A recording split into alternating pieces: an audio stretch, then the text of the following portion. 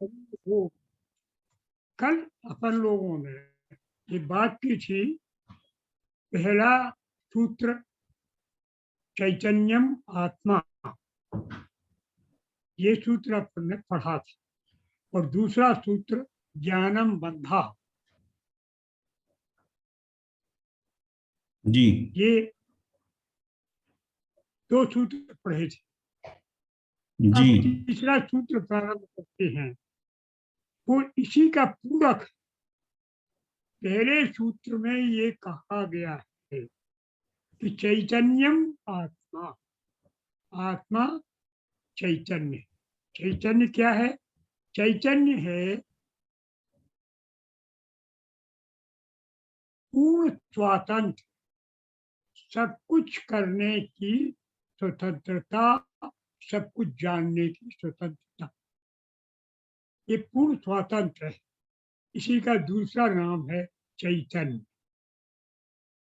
चैतन्य जो है वही शिव है, और शिव शक्ति का सामरस्य है। सामरस्य अर्थात दोनों हैं, दोनों एक ही हैं। ये बात हमने पहले भी दोहराई थी, और अब भी आप समझ लीजिए, अच्छी तरह से समझ लीजिए कि शिव और शक्ति ये दो नहीं हैं। ये केवल एक का स्वभाव और दूसरा।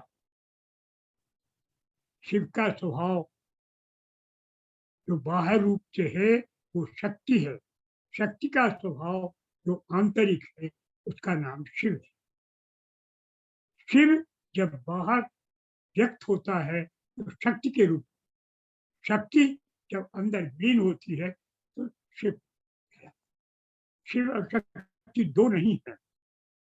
वो समझने के लिए, वो साधना करने के लिए ये दो नाम से अभिहित है। शक्ति कहने का अर्थ भी शिव ही है, और शिव कहने का अर्थ है शक्ति ही।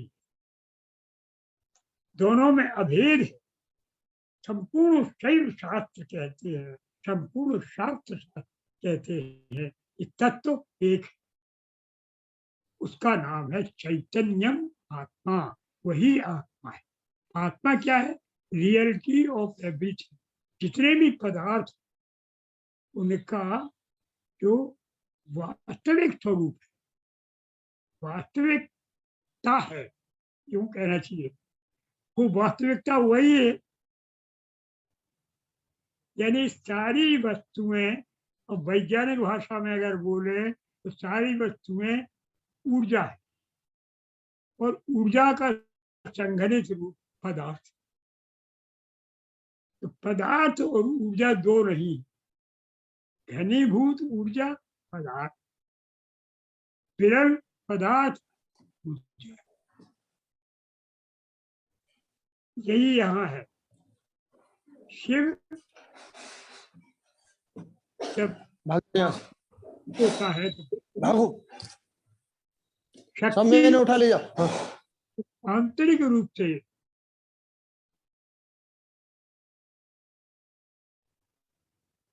विश्राम पाती है। इसको कहते हैं कि विश्राम करती है, तो वह शिव।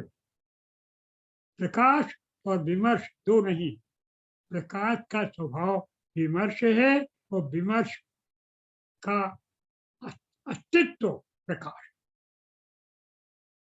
अब ये समझने के लिए दो रूप मान लिए गए हैं कि व्यक्त रूप जो संसार है वो शक्ति है, और वो शिव का व्यक्त रूप है, उसी को हम शक्ति कहते हैं। तो ज्ञानम बंधा, ज्ञान बंध इसलिए क्या? संपूर्ण जीव जब एक है तो उनमें भेद क्यों? तो भेद है मल के आवरण के कारण। अब मल क्या है? मल का वर्णन किया गया जो पहले आपने सुना था कि ज्ञानम बंधा, ज्ञान के बंध क्यों है? उसके दो रूप थे। आचार्य अभिनव गुप्त ने कहा कि ज्ञानम बंधा, ज्ञानम बंध, ज्ञान भी बंधन है तो ज्ञान भी बंध। ये हटे तभी मोक्ष होता। आप ज्ञान से भी परे जाए, ज्ञान से भी परे। अब पूजन भी करते हैं, कितने यहाँ शास्त्र बैठे होंगे, वे पूजन करते हैं। पूजन में क्या करते हैं? ज्ञानाय नमः, अज्ञानाय नमः। क्या है, क्या है ये? क्यों आप नमस्कार करते हैं? ज्ञान को नमस्कार, अज्ञान को नमस्कार। प्रारंभ में ही पूजा होती है। वैराग्याय नमः, अवैराग्याय नमः। क्या है ये? प्रश्न है।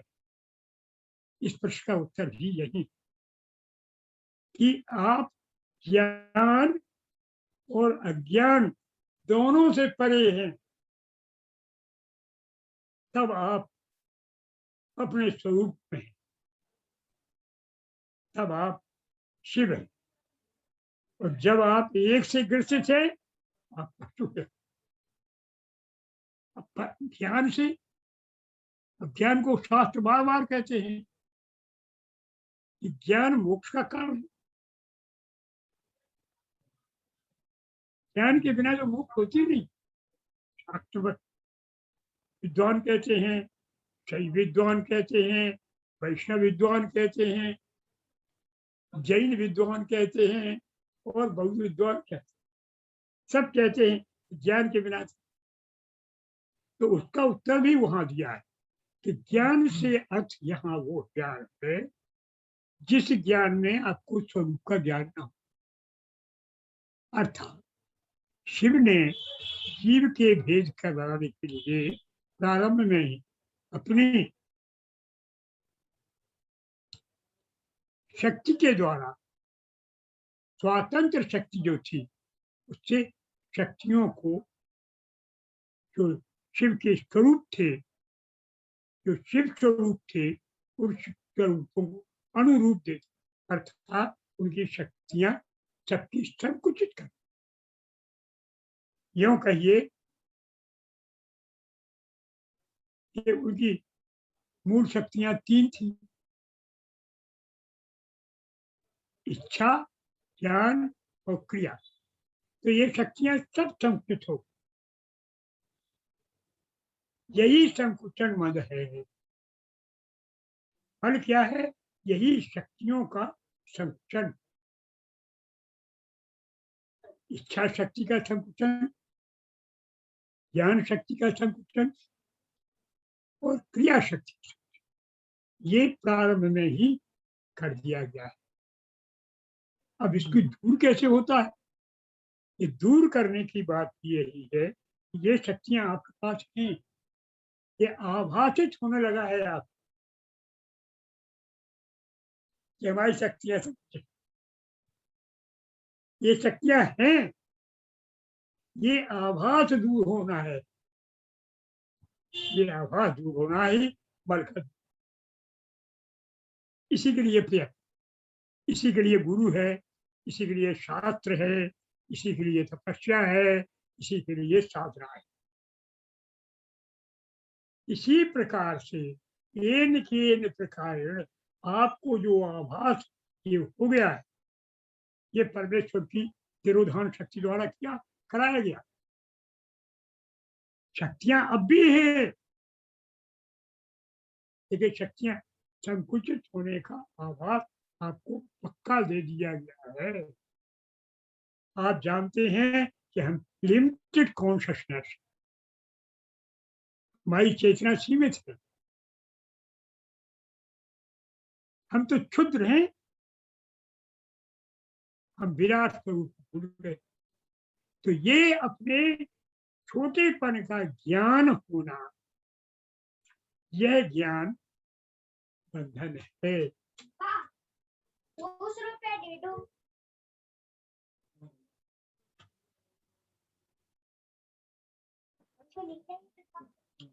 यह ज्ञान बंधन है कि हमें अपने स्वरूप का ज्ञान नहीं है, लेकिन ज्ञान है कि हम छोटे। ये ज्ञान नहीं, यह ज्ञान आपको जो है कि हम क्षुद्र हैं, यही ज्ञान आपका बंधन का कारण। और इसको कहते हैं आणव बल। इसको दो तरह से कहते हैं, एक ये ज्ञान है, दूसरी तरह से इसको अज्ञान कहेंगे। अज्ञान क्या है? अज्ञान है कि हम विराट स्वरूप, यह अज्ञान, हमें विराट स्वरूप का ज्ञान नहीं है, ये अज्ञान। हमें अपने छोटे स्वरूप का ज्ञान है, ये ज्ञान है। ये दोनों ज्ञान बंधन का कारण। आप इन दोनों से परे, क्योंकि आप विराट ही हैं, ये मूल है, ये पहला है। इसको कहते हैं आणविक बल। अब ये सूत्र यहां तक पूरा होता, लेकिन ये आणविक बल, इसने आपको विराट को क्षुद्र बना दिया, इसने पशुपति को पशु बना दिया है। आपने मान लिया, ये माना किसने है? आपने। स्वीकृति किसने दी है? आपने, हम। ये स्वीकृति को ही नष्ट करना है, और ये स्वीकृति ही दूसरे दो बलों का कारण है। ये स्वीकृति सामान्य नहीं है, इसके हटने के लिए गुरु की आवश्यकता होती है, इसके हटने के लिए ही शिव की कृपा आवश्यक, इसके हटने के लिए आपकी तपस्या आवश्यक। यही सबसे बड़ी अशुद्धि है, यही अशुद्धि है। अब अगला सूत्र कहता है कि योनि वर्ग कला शरीरम। अकेला यही नहीं है, योनि वर्ग कला शरीरम। दो और मल हैं, एक माइक मल और दूसरा कारण। वे इसी से उत्पन्न होते हैं। योनि वर्ग माइक मल, कला शरीरम कारण।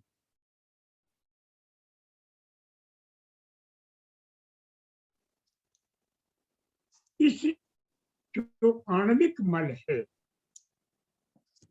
ध्यान करेंगे, इस मल के भीतर ये छोटे छोटे दो बल स्थित है। कैसे? देखिए, आप विचार कीजिए, जिस समय आपकी शक्ति, इच्छा शक्ति संकुचित, तो आपने सोच लिया कि हम क्षुद्र हैं। कौन सी शक्ति संकुचित हुई? इच्छा। इच्छा के भीतर ही ज्ञान शक्ति और क्रिया शक्ति मौजूद है, तो वे भी संकुचित हो गई। घट गई ज्ञान शक्ति, घट गई क्रिया शक्ति। छोटा हो गया आपका ज्ञान, जो विस्तृत था, अनंत था, अथाय था, शुद्ध ज्ञान था, वो आपका छोटा था, चला था। क्या हो गया? विद्या। ज्ञान छोटा हुआ तो बन गई विद्या। अब क्या हो गए? विद्या जान गए तो विद्वान हो गए। आप शुद्ध ज्ञानी नहीं रहे, विद्वान हो गए। विद्या माने संकुचित ज्ञान। और कला, कला क्या है? आप में अपार करने की शक्ति थी, निर्वाध शक्ति थी, कोई रोक नहीं सकता था, कुछ भी कर सकते थे। ये शक्ति जो आप में थी वो सीमित, शक्ति मौजूद है लेकिन सीमित, यही कला है।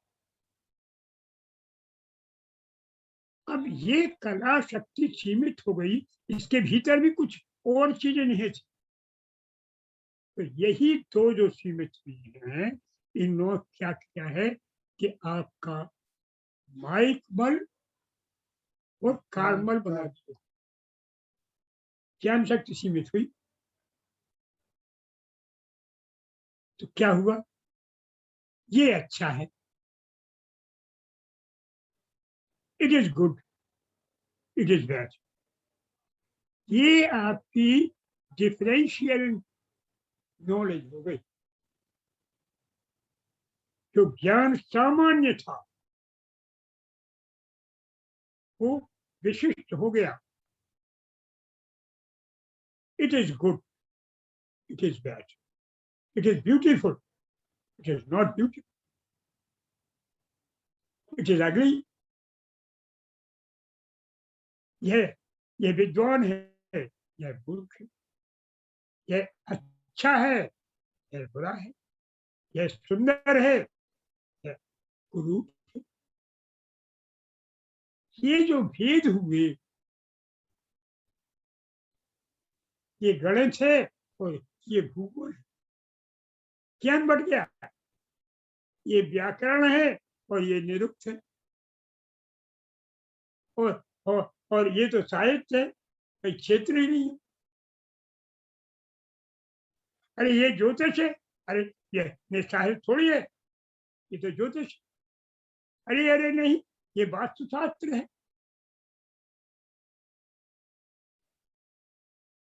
तो बात करें किसकी? व्याकरण की बात कर रहे हैं, हम वास्तुशास्त्र की बात करें। तो तुम्हारी बात हमारी बात कोई अलग अलग। अरे अरे भाई, ज्ञान का क्षेत्र एक है, चाहे वास्तुशास्त्र हो चाहे कोई शास्त्र। ज्ञान ज्ञान है। आपने ये भेद, ये माइक बल है, डिफरेंशियल नॉलेज। ये माइक बल। अब काम में देखिए, आपको एम्बॉडीमेंट ऑफ एक्शन हो गया, कर्म बल। काम में आपने विवेक कर दिए, अरे ये काम आधा है, ये काम अधूरा है, it is well done, it is not properly done. ये जो भेद हुए, ये कार्मल। कार्मल अर्थात कार्य के भीतर भी भेद। ये अच्छा है काम, ये क्या हुआ? ये अशुद्धि हुई। ये कौन सा हुआ? कार्मल। कार्मल कहता है, कहलाता है कि ये जो कार्य के भीतर आपने स्पेशलाइजेशन, कार्य कार्य है। आपने कहा मेरी गाय मर गई, मैं तो मर गया। तेरी गाय मर गई, तू कहां से मर गया? ये कर्मल है। अरे मेरा तो सर्वनाश हो गया, चोरी हो गई, मैं तो बचा ही नहीं, कुछ भी नहीं, बर्बाद हो। ये कर्म। अरे रज्जू, तुम भजन नहीं कर रहे, मैं भजन कर रहा हूं। रज्जू भजन नहीं कर रहा तो बुरा है, हम भजन कर रहे तो अच्छा। अरे भाई, जो कर रहा है वो है क्या? क्या शिव के अलावा कुछ है? वो गाली दे रहा है, वो भी तो शिव का नाम है। गाली क्या तुम्हारा नाम है? शब्द किसके रूप है? शक्ति के रूप। शक्ति क्या है? शिव। क्या कर रहा है?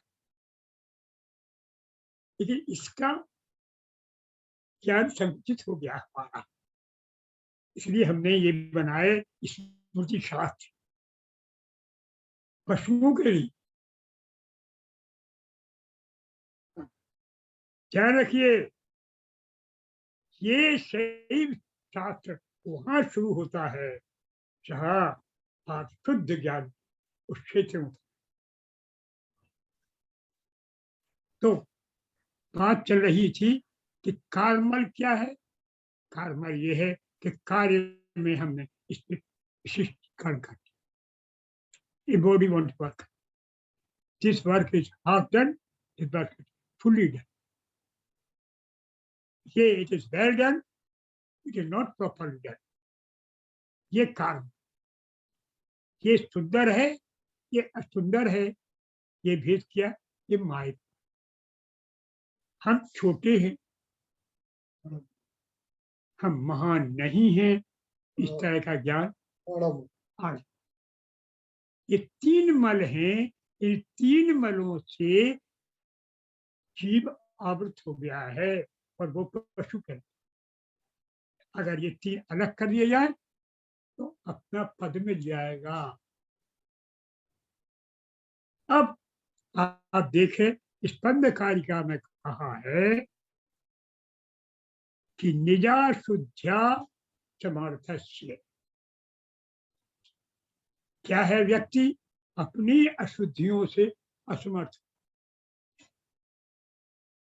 अशुद्धि कौन सी? अशुद्ध ये कि मैं छोटा हूं, ये अशुद्ध। निजा शुद्ध्या असमर्थ, निज अशुद्ध्या, खुद की अशुद्धि से असमर्थ जो व्यक्ति है। कौन सा मल हुआ? इच्छा शक्ति संकुचित हो गई है, आप छोटे हैं। आड़म मल बहुत अच्छा। निजा शुद्ध्या मत, ये आड़म। कर्तव्य अभिलाषा, कौन सा काम करें, कर्तव्य की अभिलाषा, कौन सा ठीक काम है, कौन सा गलत। रज्जु भजन करें कि न करें, माइक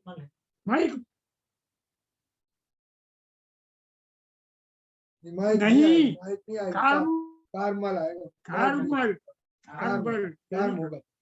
कार्मल आया माइक में तो सब भेद होगा। कर्म है, क्या करें क्या न करें, न करे कि न करे, कर्म। अच्छा बुरा जी क्या यदा क्षोभ प्रियत, क्षोभ जब समाप्त हो जाएगा तो ये क्षोभ क्या हुआ? ये है क्षोभ होना, शांत, ये माइक। यदा क्षोभ प्रियत, जब माइक बल ये समाप्त हो गया, तदा स्यात् तब पदम, ये तीनों जिस समय समाप्त हो गए उस समय आप अपने स्वरूप वही परम। आप पे यह शुद्धि आ गई, इसीलिए परम पद नहीं। इस कारिका में यही बताया, जब हमारा आम मल, जब हमारा अकाल मल, जब हमारा माइक मल, ये तीनों समाप्त हो जाए, तब हम अपने स्वरूप में होंगे, तब हम शिवत्व से तादात्म्य कर जाएंगे। हम शिव स्वरूप मल विहीन होंगे, वही परम। पहले कार्मल, यहाँ हम विश्राम कर